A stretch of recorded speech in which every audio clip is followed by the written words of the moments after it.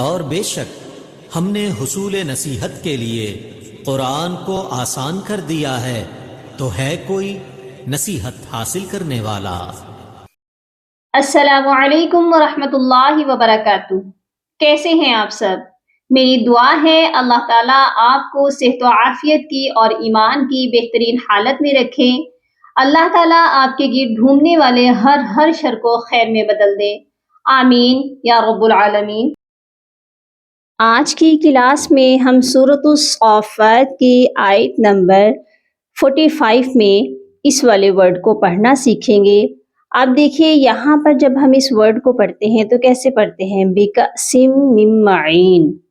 تو یہاں پر ایک چھوٹا سا میم بھی ہے، ہم نے اس کو کیوں نہیں پڑھا؟ اور اگر یہ میم لکھا گیا ہے تو کیا یہ پڑھا جائے گا یا نہیں پڑھا جائے گا؟ اگر یہ پڑھا جائے گا تو کیسے پڑھا جائے گا؟ اگر ہم اس کو نہیں پڑھیں گے تو کیوں نہیں پڑھیں گے؟ اس وجہ کو جانیں گے، اور اس چھوٹے سے میم کو کیا کہتے ہیں، یہ کون سا رول ہے، اس رول کو بھی سمجھیں گے۔ اور آیت نمبر 46 میں اس والے مشکل ورڈ کو بھی پڑھنا سیکھیں گے۔ آپ دیکھ لیجئے کہ ایک ہی ورڈ میں تین مشدد حروف اکٹھے ہیں۔ ایک مشدد حرف پڑھنا مشکل ہوتا ہے، یہاں پر ایک ہی ورڈ میں 3 مشدد حروف کیسے پڑھے جائیں گے؟ مشدد حروف کو پڑھنے کے رول کو بھی سمجھیں گے۔ آج کی کلاس میں ہم آیت نمبر 45 اور 46 کو کمپلیٹ تجوید کے ساتھ پڑھنا سیکھیں گے۔ بہت ہی انفارمیٹیو ویڈیو ہے، چھوٹی سی ویڈیو ہے، شروع سے لے کر اینڈ تک ضرور واچ کریے گا۔ اگر آپ کو ویڈیو اچھی لگے تو ویڈیو کو لائک اور سبسکرائب کر دیجئے۔ اگر آپ چینل پر نئے ہیں تو بیل آئیکن کو لازمی کلک کر لیجئے تاکہ آنے والی ہر نئی ویڈیو آپ تک پہنچتی رہے، اور ثواب کی نیت سے صدقہ جاریہ سمجھ کر زیادہ سے زیادہ شیئر ضرور کیجئے گا تاکہ اور لوگ بھی فیضیاب ہو جائیں اور اس نیکی میں آپ کا حصہ بھی شامل ہو جائے۔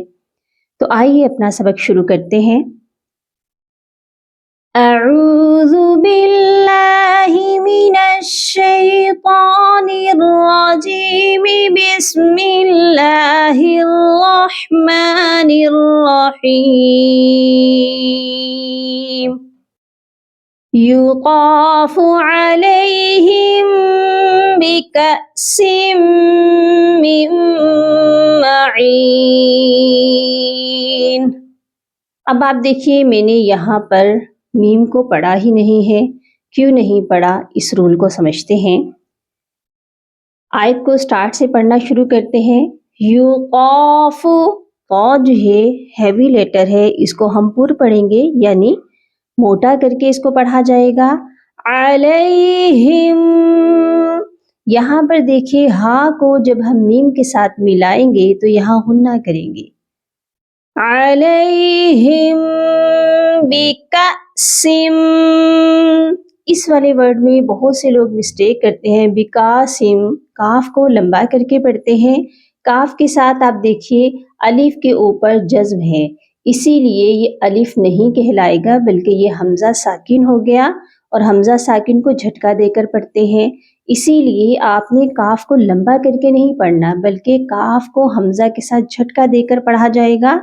بکاسم، سین کو میم مشدد کے ساتھ ملائیں گے تو غنہ لازمی کیا جائے گا کیونکہ میم مشدد پر ہمیشہ غنہ ہوتا ہے۔ بکاسم،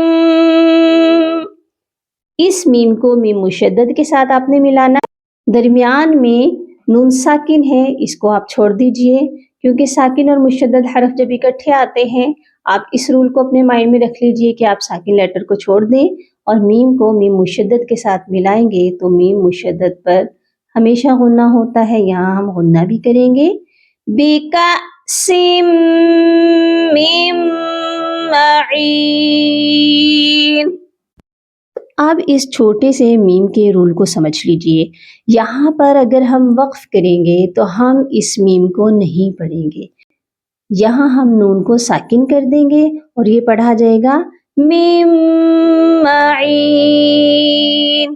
لیکن یہ چھوٹا سا میم کیوں لکھا گیا ہے، یہ کب لکھا جاتا ہے، اس قاعدے کو آپ سمجھ لیجئے کہ جب بھی تنوین کے بعد حروف با آ جائے تو تنوین کی آواز کو میم میں بدل دیتے ہیں۔ اب آپ دیکھیے یہاں پر تنوین کے بعد جو اگلی آیت سٹارٹ ہو رہی ہے وہ کس سے سٹارٹ ہو رہی ہے؟ حروف با سے، اسی لیے یہاں پر میم کا قاعدہ لگا ہے۔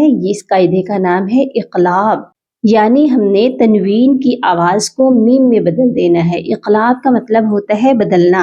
ہم نے یہاں پر میم کو پڑھنا ہے، کیونکہ آگے حروف با ہے۔ اگر تو ہم یہاں پر وقف نہیں کریں گے تب ہم اس میم کو پڑھیں گے، اور یہ کیسے پڑھا جائے گا؟ معین بیضاء، ٹھیک ہے؟ کیونکہ تنوین کے بعد حروف با آ رہا ہے اور ہم یہاں پر سٹاپ بھی نہیں کر رہے، اور اگر آپ یہاں سٹاپ کریں گے پھر آپ اس میم کو نہیں پڑھیں گے۔ تو ہم اس آیت کو دونوں طریقوں سے پڑھتے ہیں۔ یطاف علیہم بکأس من معین۔ اب میں نے یہاں پر سٹاپ کیا تو اس میم کو ہم نے نہیں پڑھا۔ اب میں یہاں پر سٹاپ نہیں کروں گی، وقف نہیں کروں گی، پھر یہ میم کیسے پڑھا جائے گا؟ آپ بھی میرے ساتھ پڑھیے۔ یطاف علیہم بکأس من معین بیضاء۔ اوکے، نیکسٹ ورڈ کے ہم ہجے کریں گے۔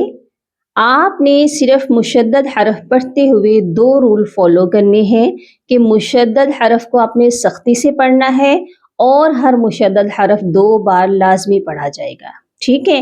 اب آپ دیکھیے یہاں پر ذال مشدد ہے، اس کو ہم 2 بار کیسے پڑھیں گے؟ سب سے پہلے لام کے ساتھ ایک بار اس کو ملائیں گے اور پھر اس کو اپنی حرکت کے ساتھ پڑھیں گے، ٹھیک ہے؟ لام ذال زبر لذال زبر ذا لذا، تا لام 2 زیر تل لذتل، اور یہاں پر بھی بہت سے لوگ مسٹیک ہی کر جاتے ہیں، لذتن، نون کی آواز کو بیچ میں شامل کرتے ہیں، تنوین کی آواز یہاں پر نہیں آئے گی۔ یہاں پر ہم تا کو جب لام کے ساتھ ملائیں گے تو ہماری آواز ناک میں نہیں جانی چاہیے۔ یہاں پر جو قاعدہ لگ رہا ہے اس قاعدے کا نام ہے ادغام بلا غنہ، یعنی کہ وداؤٹ غنہ آپ نے یہاں پر ملا کر پڑھنا ہے۔ ادغام کا مطلب ہوتا ہے ملانا، ہم نے یہاں صرف ملانا ہے، وہ بھی بغیر غننے کے، ٹھیک ہے؟ آپ کی آواز ناک میں نہ جائے۔ لذتل، اب لام کو ہم نے ایک بار پڑھ لیا، اب ہم اس کو دوبارہ پڑھیں گے۔ لام شین زیر لش لذتلش۔ اب دیکھیں اس لام کے بعد ایک لام اور ہے لیکن ہم اس کو نہیں ریڈ کر رہے، اس کو نہیں پڑھ رہے ہیں، کیونکہ وہ خالی حرف ہے، اور کوئی بھی خالی حرف جو بنا حرکت کے ہو وہ پڑھا نہیں جا سکتا، آپ نے اس لام کو نہیں پڑھنا۔ شین کھڑی زبر شا لذت للشا، اور اس والے ورڈ میں بھی اکثر لوگ یہاں یہ غلطی کر جاتے ہیں لشاربین۔ تو ابھی جو ہے ہم نے رول کیا سمجھا ہے؟ مشدد حرف سختی سے اور 2 بار لازمی ہوگا، ٹھیک ہے؟ تو لشاربین اگر پڑھیں گے تو اس کا مطلب ہے ہم اس کو غلط پڑھ رہے ہیں، تو یہ کیسے پڑھا جائے گا؟ لذت للشاربین، شین بھی مشدد ہے، اس کو بھی سختی سے پڑھیں گے، اوکے؟ را زیر للشاری، را کو آپ نے باریک پڑھنا ہے کیونکہ را جو ہے زیر کے ساتھ باریک پڑھی جاتی ہے۔